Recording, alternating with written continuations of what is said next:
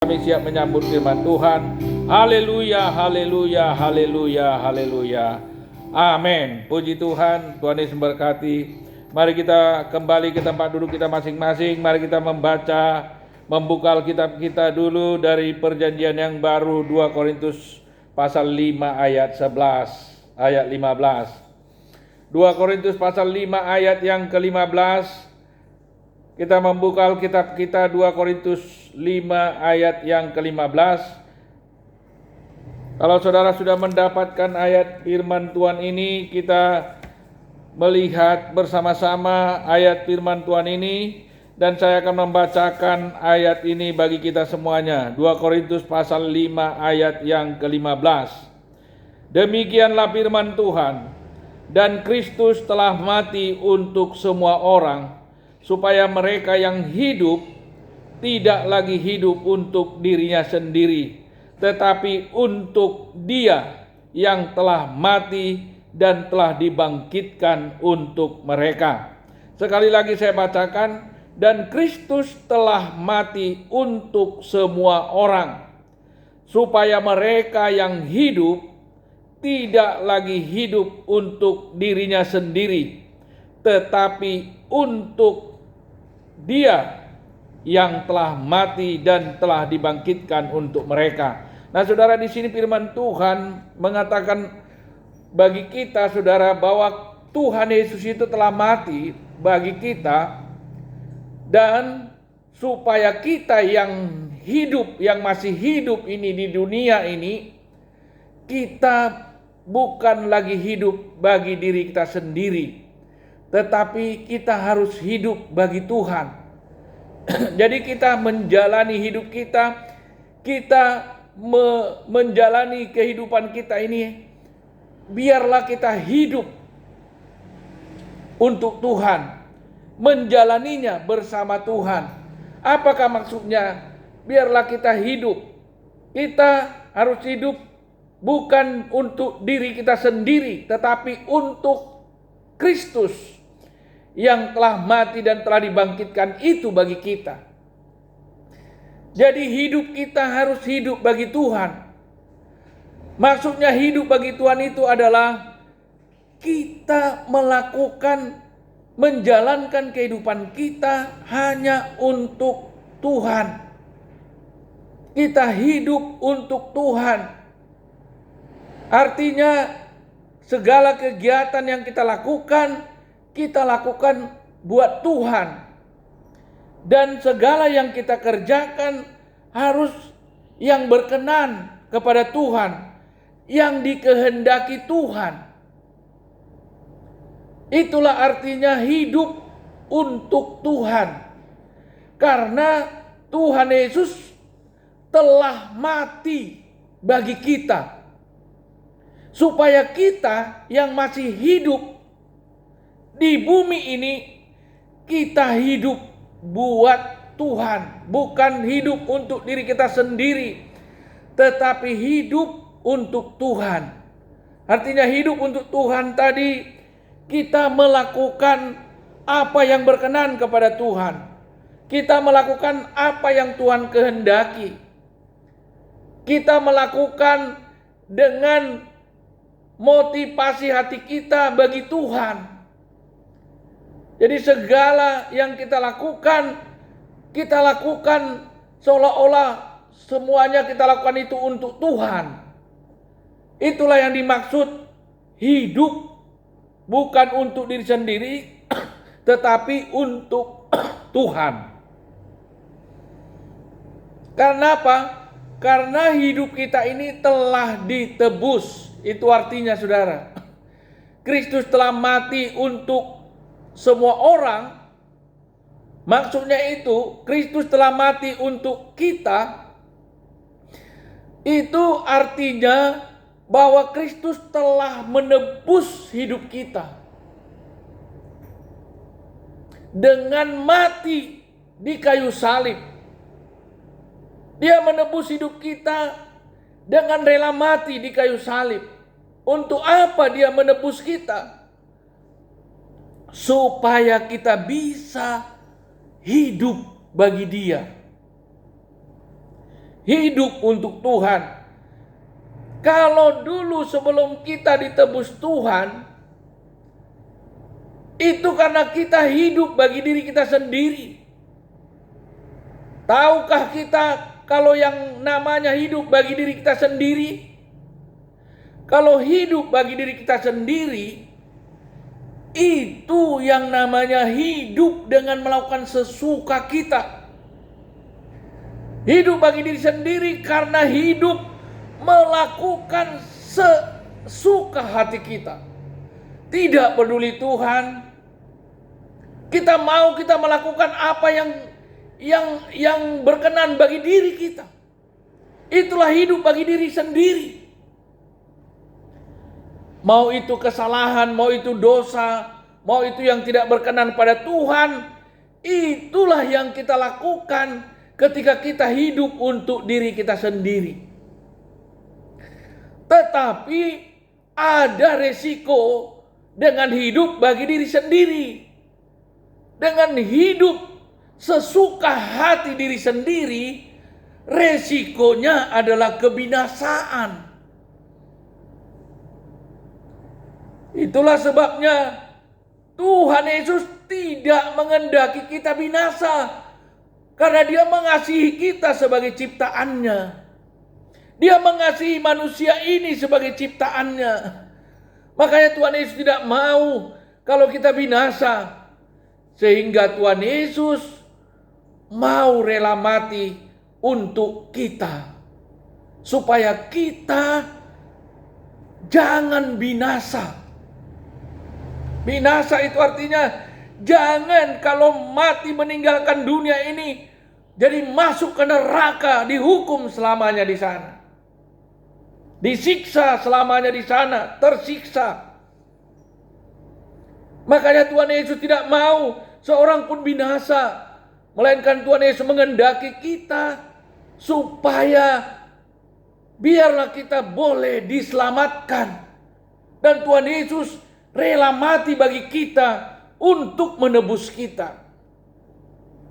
Supaya dengan demikian kita pun punya feedbacknya, kita pun punya pikiran timbal balik. Supaya oleh karena penebusan yang Tuhan lakukan bagi kita, kita pun mau jangan lagi hidup untuk diri sendiri, tetapi hiduplah untuk Tuhan. Itu yang Tuhan mau. Karena membayar harga keselamatan itu hanya bisa dibayar dengan darah Kristus. Dan itu dilakukannya dengan rela mati di atas kayu salib. Supaya kita yang masih hidup di dunia ini jangan lagi hidup untuk diri sendiri, tetapi hidup untuk Tuhan. Hidup untuk Tuhan itulah yang dimaksud. Kita harus melakukan apa yang menyenangkan hati Tuhan, apa yang berkenan kepada Tuhan, apa yang dikehendaki Tuhan. Apa sajakah yang berkenan kepada Tuhan, yang baik untuk kita lakukan, yaitu segala yang baik, segala yang benar. Misalnya Tuhan Yesus yang juga hidupnya berdoa, kita juga harus berdoa. Kita perlu mengenal Tuhan Yesus lebih dalam. Kita perlu merindukan Tuhan Yesus. Kenapa? Karena supaya jangan kita jadi ditarik oleh kejahatan dunia ini. Jadi kita harus merindukan Tuhan Yesus senantiasa. Sampai Tuhan Yesus datang menjemput nanti, kita didapati dalam keadaan merindukan Tuhan Yesus selalu. Supaya jangan ada tarikan kejahatan dunia ini yang menarik kita.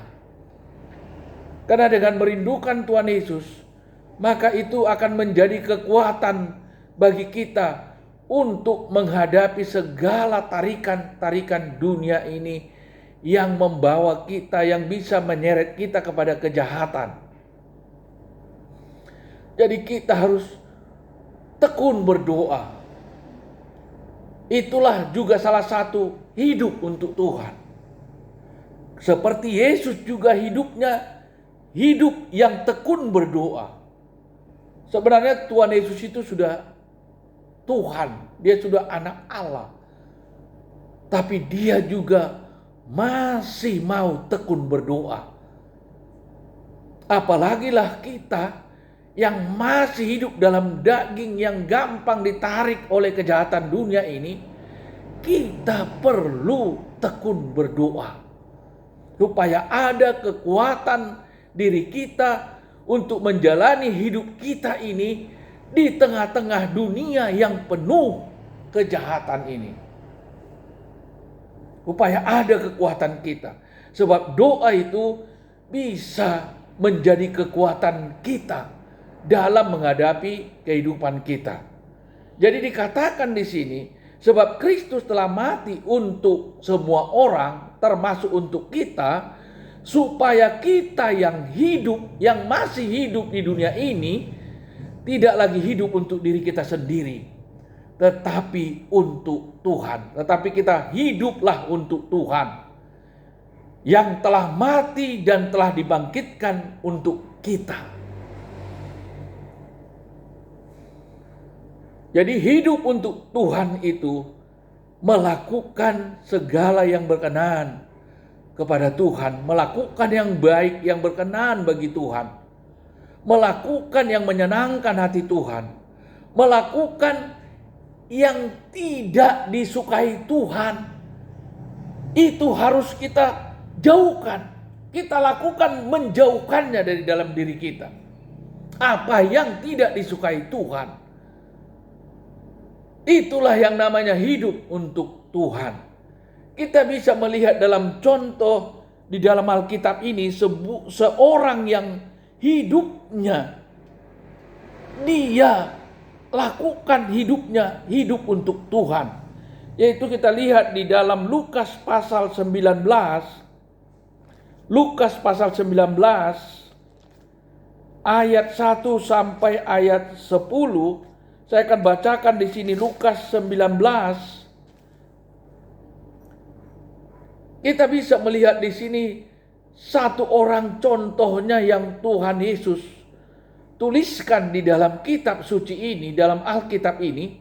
Lukas 19 ayat 1 sampai ayat 10, yaitu kehidupan seorang Sakeus. Dikatakan di dalam ayat 1, Yesus masuk ke kota Jeriko dan berjalan terus melintasi kota itu. Di situ ada seorang bernama Sakeus, kepala pemungut cukai, dan ia seorang yang kaya.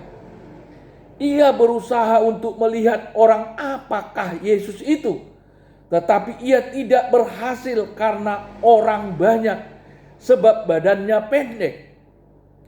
Maka berlarilah Sakeus mendahului orang banyak, lalu memanjat pohon ara untuk melihat Yesus yang akan lewat di situ.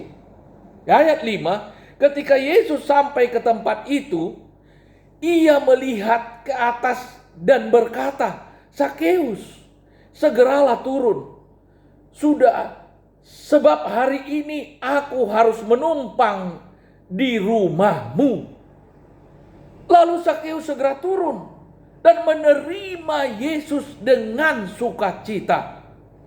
Tetapi semua orang yang melihat hal itu bersungut-sungut, katanya, "Ia menumpang di rumah orang yang berdosa." Tetapi Sakeus berdiri dan berkata kepada Tuhan, "Tuhan, setengah dari milikku akan kuberikan kepada orang miskin. Dan sekiranya ada sesuatu yang kuperas dari seseorang, akan kukembalikan 4 kali lipat." Kata Yesus kepadanya, "Hari ini telah terjadi keselamatan kepada rumah ini, karena orang ini pun anak Abraham. Sebab anak manusia datang untuk mencari dan menyelamatkan yang hilang. Saudara, sebenarnya Zakheus itu juga keturunan Abraham, adalah orang Yahudi. Bisa kalau sekarang ini disebut dia juga orang Kristen. Tapi tidak menerima Yesus, tidak mengenal Yesus. Tapi ada kerinduan di hati Zakheus ini untuk mengenal Yesus. Ketika dia dengar Yesus datang di kota di mana Zakheus tinggal, Zakheus pingin mengenal Yesus. Pingin sekali bisa ketemu dengan Yesus. Inilah kerinduan yang ada di hati Zakheus. Kita harus punya kerinduan yang seperti ini. Jabatan tidak menghalangi seseorang untuk merindukan Yesus. Dengan alasan karena kesibukan mengerjakan pekerjaannya sebagai pejabat, lalu dia tidak ada waktu lagi untuk merindukan Yesus. Tidak ada alasan. Sebenarnya inilah contohnya yang patut kita tiru. Zakheus ini seorang pejabat di kantor pajak, di kantor pemungut cukai, di kantor bea cukai. Dia bukan staf-staf biasa, dia pejabat, tapi dia pengen sekali mengenal Yesus. Dia memang keturunan Abraham. Artinya kalau sekarang dia juga seorang yang beribadah kepada Allah sebenarnya, tapi tidak kenal Yesus. Tapi tidak mengenal Yesus secara pribadi. Lalu pada waktu dia tahu, dia dengar Yesus mau datang ke kotanya, timbullah niat yang ada di hatinya itu, pengen bisa melihat Yesus itu seperti apa. Tapi waktu itu ada halangan, ada penghalang bagi dia untuk bisa melihat Yesus. Sebab orang sangat banyak berdesak-desakan, berduyun-duyun, mau ingin juga melihat Yesus. Tapi Zakheus yang badannya pendek tidak bisa untuk melihat Yesus karena orang sangat ramai, sangat banyak.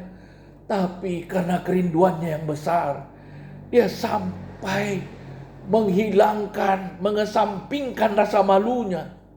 Dia sampai memanjat pohon supaya bisa melihat Yesus. Karena pengen mengenal seperti apa sih Yesus itu. Saudara, itulah yang patut kita contoh. Seorang pejabat masih punya hati yang rindu mengenal Yesus. Saudara, akhirnya dengan kerinduannya yang besar, Zakheus berhasil bisa dengan memanjat pohon itu, dia bisa melihat Yesus. Dilihat Yesuslah Zakheus yang begitu berjuang hanya untuk bisa melihat Yesus. Dia sampai memanjat pohon. Itu sangat dihargakan Tuhan Yesus. Yesus tahu sikap hati Zakheus. Bagaimana dia merindukan Yesus. Merindukan untuk bisa mengenal Yesus. Karena selama hidupnya dia tidak pernah tahu, dia tidak pernah peduli tentang siapa Yesus. Karena dia sibuk hanya melakukan pekerjaannya sebagai pejabat. Karena sibuknya. Bayangkan saja kalau sebagai pejabat kepala bea cukai di kantor perpajakan dan dia kepalanya, bagaimana sibuknya. Dan dia hanya sibuk dengan hari-hari hidupnya, dengan pekerjaannya saja. Tapi hari itu dia pengen mengenal siapa Yesus ini. Saudara, inilah yang patut kita contoh. Inilah orangnya yang namanya hidup untuk Tuhan. Merindukan Tuhan Yesus selalu. Di dalam hatinya pengen mengenal Yesus. Selalu rindu mengenal Yesus. Lebih dalam. Dia singkirkan semua penghalang. Dia menyingkirkan rasa malunya. Dia memanjat ke pohon. Itu tanda kesungguhan. Tanda bertekun. Mengesampingkan segala rintangan. Untuk bisa mengenal Yesus dan melihat Yesus. Lalu saudara, Yesus melihat dia di atas pohon ini. Yesus menghargakan sekali jerih payah ataupun ketekunan Sakeus itu. Kerinduan hatinya itu. Tuhan Yesus bilang, turunlah Sakeus. Tuhan Yesus melakukan sikap yang begitu menghargakan Sakeus itu. Tuhan Yesus berkata, aku tahu jerih payah dan ketekunan yang kau lakukan untuk bisa melihat aku. Aku sekarang hari ini aku akan singgah di rumahmu. Coba bayangkan saudara. Yesus itu sangatlah mengerti apa yang kita lakukan bagi dia. Yesus itu sangat pengertian. Jikalau ada yang kita lakukan dari hati kita yang sungguh-sungguh untuk mengenal Yesus itu. Tuhan Yesus berkata, turunlah Sakeus. Hari ini aku akan singgah di rumahmu dan akan menumpang di rumahmu. Saudara tahu, begitu besarnya hati Sakeus. Sakeus ini seorang pejabat, tentu saja seorang berpendidikan. Karena dia seorang pejabat. Dulu yang namanya berpendidikan itu sangat langka. Bukan sembarangan orang bisa berpendidikan tinggi. Sakeus seorang yang berpendidikan, yang sangat mengerti yang namanya dihargai. Tahu dia Yesus itu sangat menghargai dia. Menghargai ketekunannya yang sampai memanjat pohon itu. Untuk bisa melihat Yesus. Yesus menghargainya. Dan Sakeus tahu arti yang dihargai. Kalau seorang pejabat itu, apalagi berpendidikan, dia pasti tahu yang namanya kalau dia dihargai. Dia bahkan sangat menjaga orang itu. Yang menghargai dia itu. Akhirnya Sakeus turun. Lalu membawa bersama-sama, berjalan bersama Yesus. Pergi singgah di rumahnya. Saudara, Tuhan Yesus langsung berkata, hari ini telah terjadi keselamatan di dalam rumah ini. Bayangkan saudara.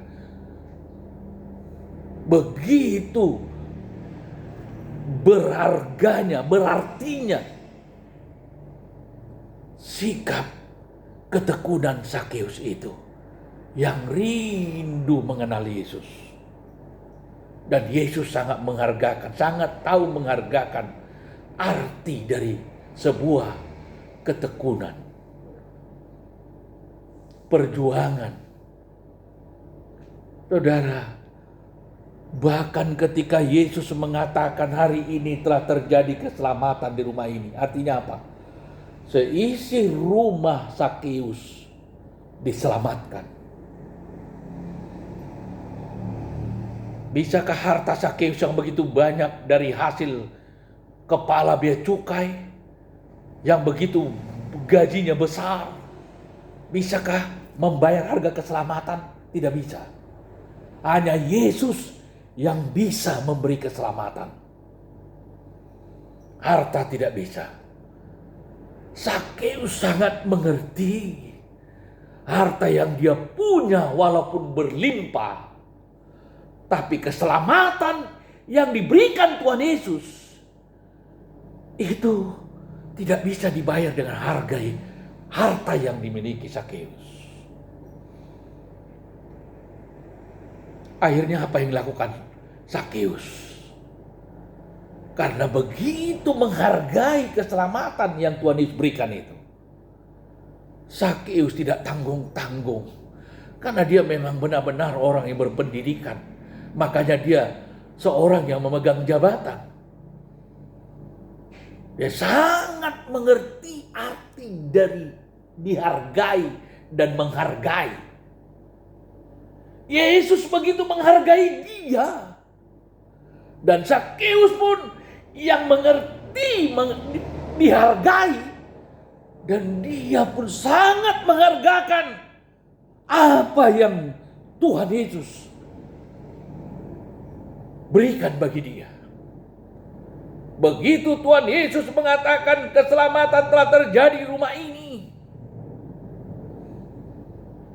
begitulah senangnya Sakeus. Dia berkata, aku akan harta yang kupunya akan kubagikan kepada orang miskin.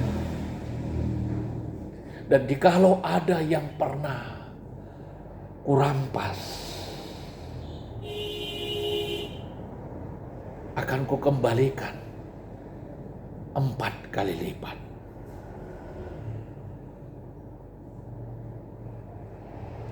Saudara, Sakeus menyadari ternyata harta bukanlah segalanya. Mengenal Yesus dan merindukan Tuhan Yesus itu jauh lebih berharga, lebih mahal dari harta, kekayaan. Karena ternyata harta yang dimiliki Sakeus tidak bisa menjamin keselamatannya. Yesuslah rupanya yang bisa memberikan keselamatan itu bagi dia. Berpuluh tahun Sakeus bekerja di kantor pajak sebagai pemegang jabatan kepala bea cukai. Tapi tidak pernah dia menemukan keselamatan dalam dirinya. Dan itu dia sadar betul bahwa keselamatan itu hanya ada di dalam Yesus. Jadi dia sangat bersyukur sekali bisa mengenal Yesus. Itu sebabnya dia berjuang sampai menghilangkan rasa malunya, sampai memanjat pohon demi bisa mengenal Yesus. Coba bayangkan kalau timing yang sedang ada di depan matanya tadi dilewatkannya karena dia lebih besar rasa malunya daripada kerinduannya mengenal Yesus, sehingga dia tadi tidak mau misalnya memanjat pohon, maka Yesus akan berlalu begitu saja, lewat di kotanya begitu saja, dan Sakeus tidak akan mendapatkan pengenalannya akan Yesus dan tidak juga akan mendapatkan keselamatan. Karena Yesus tidak akan pernah singgah di rumahnya kalau bukan karena perjuangan Sakeus naik di atas pohon itu untuk bisa bertemu dan melihat, mengenal siapa Yesus itu yang sebenarnya. Saudara, sikap saling menghargai antara Sakeus dengan Yesus itu berlangsung yang dimulai dari sebuah ketekunan. Tanpa ada ketekunan dari Sakeus, bukan karena Yesus tidak tahu hal apa yang ada di dalam niat seseorang, karena Yesus adalah Allah Tuhan yang Maha Tahu. Tapi Yesus melihat perjuangan, ketekunan yang kita lakukan. Dari ketekunan yang dilakukan Sakeus inilah Yesus memberi responnya. Saudara, inilah yang namanya hidup untuk Tuhan. Bertekun kepada Tuhan. Jangan hidup untuk diri sendiri. Hawa diciptakan Allah sebagai manusia pertama yang sama dengan Adam. Tapi Hawa karena hidup untuk dirinya sendiri, digoda setan, langsung dia ikuti keinginan dirinya memakan buah yang di tengah-tengah taman. Kalau orang yang hidup untuk dirinya sendiri akan gampang tergoda oleh kejahatan, tawaran setan. Seperti babi yang baru dimandikan, dikasih mandi oleh tuannya, dikasih bersih. Tapi pada saat hanya selang berapa waktu saja, dia sudah kembali ke kubangannya yang kotor. Karena hidup bagi diri sendiri akan melakukan seenaknya sesuai keinginannya. Tidak takut Tuhan. Orang yang hidup untuk diri sendiri, dia tidak takut Tuhan. Dia apa yang mau dilakukan menyenangkan hatinya, itu yang dia lakukan. Walaupun itu dosa, walaupun itu kejahatan, sesuatu yang tidak berkenan pada Tuhan. Tapi Zakheus, kalau orang yang hidup untuk Tuhan, sekalipun dia tahu dia merampas, kalaupun aku pernah merampas milik orang lain, aku akan mengembalikannya 4 kali lipat. Itulah orang yang hidup untuk Tuhan. Menyadari akan apa yang dilakukannya. Kalau itu tidak berkenan kepada Tuhan, dia insaf. Dan dia rela mengembalikannya berlipat kali. Demi menunjukkan apa yang dia lakukan supaya berkenan kepada Tuhan. Perkenanan itu yang paling penting. Supaya kita hidup untuk Tuhan, melakukan apa yang berkenan kepada Tuhan. Jangan melakukan dosa, kejahatan seperti Hawa. Jangan kita hidup untuk diri kita sendiri lagi, sebab Yesus telah rela mati bagi kita. Dengan mati berjuang menaiki Golgota dengan memikul kayu salib yang begitu besar, berat. Mati buat kita, bukan mati karena dirinya sendiri. Kalau buat diri Yesus sendiri, dia tidak perlu mati. Karena dia tidak melakukan kejahatan apa-apa. Tapi dia mati bagi kita. Dia mengangkat kayu salibnya yang begitu besar dan berat. Dan naik mendaki ke atas bukit Golgota. Supaya kita yang masih hidup, yang telah ditebus, jangan lagi hidup untuk diri kita sendiri. Tapi hiduplah buat Tuhan. Hiduplah untuk Tuhan. Seperti Zakheus yang merindukan Tuhan Yesus selalu. Begitu dia ketemu Yesus, begitu dia berjumpa dengan Tuhan Yesus, dia langsung insaf, menyadari apa yang salah yang dia lakukan. Kalau ada yang kurampas milik orang lain, ini memang karena yang dilakukan Zakheus waktu dia masih menjabat sebagai kepala perpajakannya. Justru karena memang itu dia lakukan, merampas milik orang lain lewat jabatan yang dia punya sebagai kepala perpajakan. Dia mengambil lebih daripada apa yang sepatutnya. Tapi Zakheus menyadari ketika bertemu Yesus, Aku akan membayarnya 4 kali lipat. Dia insaf. Perlu ada kesadaran dan penyesalan kita terhadap apa yang kita lakukan yang salah dan yang menjadi dosa di mata Tuhan. Karena kita bukan lagi orang yang buta akan Tuhan Yesus.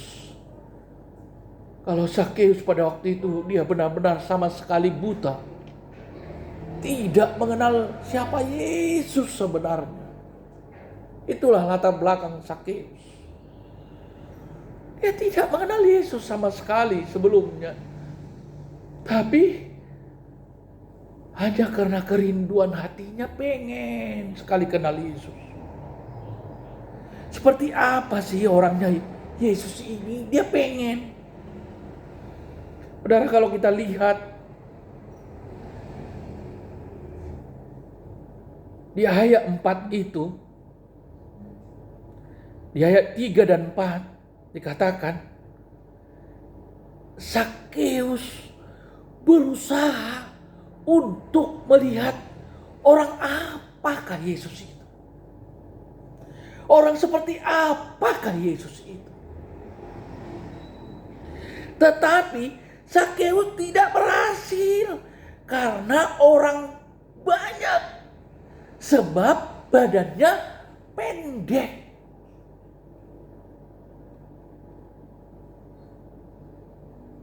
Ayat 4. Maka berlarilah Zakheus mendahului orang banyak. Lihat kerja kerasnya ini.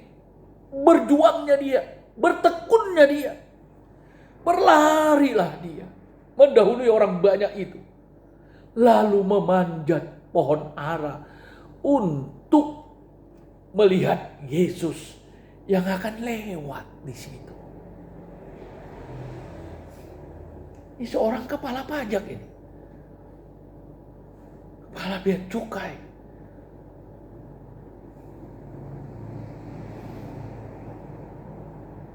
Ini patut kita teladani. Kalau mau melakukan sesuatu itu untuk Yesus, bila perlu kita bisa membuang rasa malu.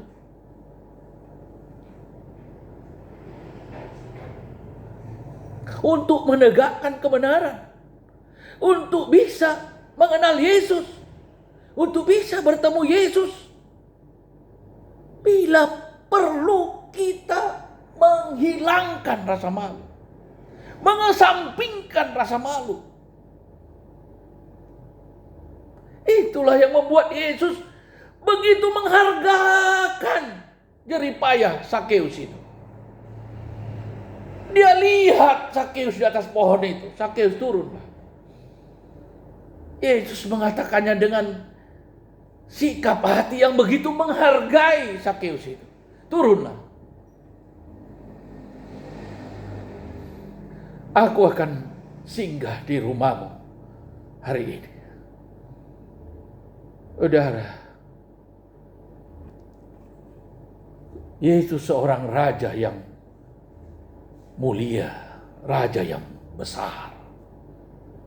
Sangat mengerti akan dihargai dan menghargai.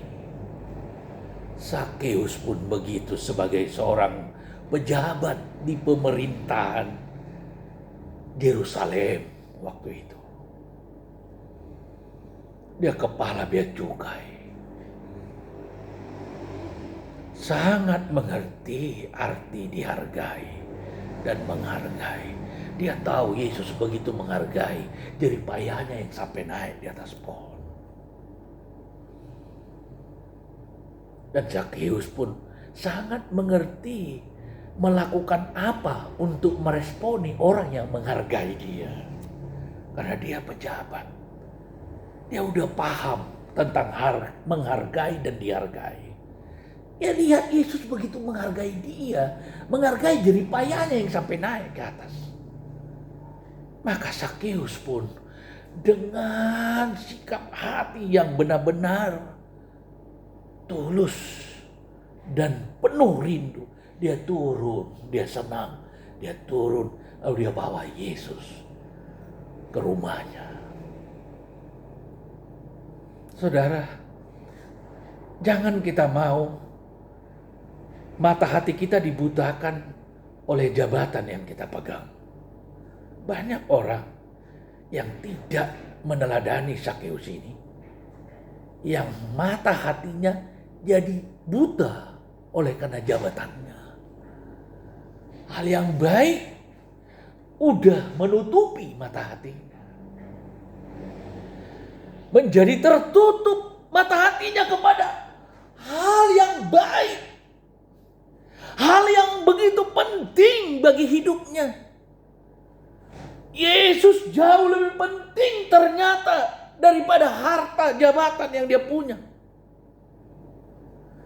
Disitulah dia jadi tahu ternyata Yesus benar-benar setelah aku kenal, aku tahu rupanya Yesus jauh lebih penting dari jabatanku ini, dari harta yang kupunya ini.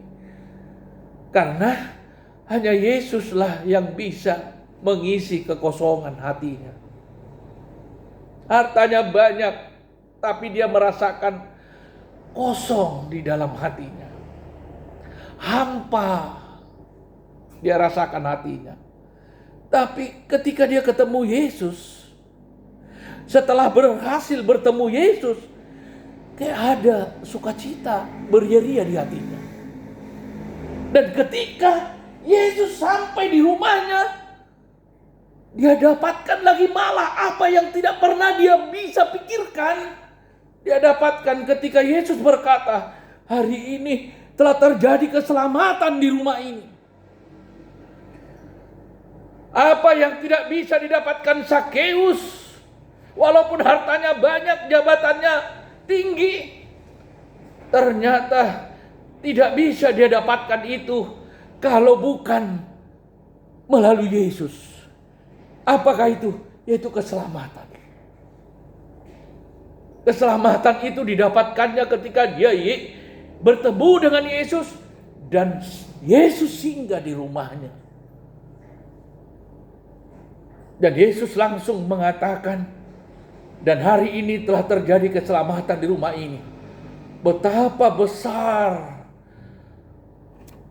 perasaan dan hati Sakeus. Dan seperti sampai dia tidak terasa mengeluarkan uangnya. Kalau ada yang pernah kurampas akan kukembalikan, akan kubayar 4 kali lipat. Saudara, karena berbicara jabatan Sakeus ini di bidang perpajakan itu memang semua mengenai uang. Saudara, bekerja di pajak, di perpajakan atau bea cukai itu semuanya mengenai uang. Hanya saja tidak dituliskan memang bahwa latar belakang pendidikan Sakeus ini adalah seorang sarjana akuntansi. Tapi kita bisa memprediksinya karena pasti orang yang tahu hitung-hitungan uang yang bisa bekerja di kantor pajak ini, apalagi jadi kepala pajaknya, kepala kantor pajaknya, pasti sedikit banyaknya pasti pendidikannya, latar belakang pendidikannya pasti di sarjana ekonomi atau sarjana akuntansi. Tapi seorang sarjana akuntansi, sarjana ekonomi harus seorang yang takut Tuhan. Harus seorang yang rindu kenal Yesus. Supaya dia bisa menerapkan ilmu akuntansinya yang akan nanti dikelilingi oleh uang, hitungan-hitungan uang, supaya hati yang takut akan Tuhan itu bisa membentengi dirinya. Supaya jangan gara-gara jabatan ataupun pendidikan yang bersangkut paut dengan uang melulu, itu bisa membawa dia kepada kebinasaan. Bayangkan saja kalau Sakeus ini tidak ketemu Yesus. waktu itu. Bisakah kekayaannya dan jabatannya di kantor pajak itu menyelamatkan dia? Kalau tidak ketemu Yesus pada waktu itu Sakeus, maka keselamatan tidak akan didapatkannya. Karena setelah bertemu Yesuslah, maka Yesus langsung mengumumkan keselamatan telah terjadi di rumah Sakeus ini. Seisi rumahnya diselamatkan. Karena satu orang diselamatkan yaitu Sakeus, maka seisi rumahnya pun diselamatkan Tuhan. Saudara, sehingga jabatannya yang bekerja di kantor pajak dan sebagai punya pendidikan sarjana akuntansi, sarjana ekonomi, tidak sia-sia.